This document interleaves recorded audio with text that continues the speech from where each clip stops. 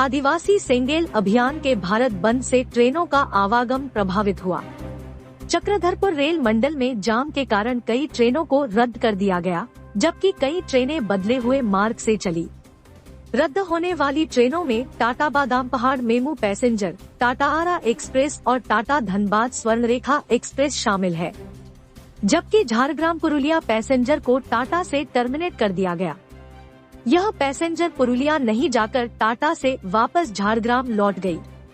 Vande Bharat express मुरी होकर, जबकि संपर्क क्रांति एक्सप्रेस बदले हुए मार्ग हिजरी होकर चली, जबकि बिलासपुर पटना एक्सप्रेस जो अनारा होकर चलती है उसे मुरी के रूट से रवाना किया गया।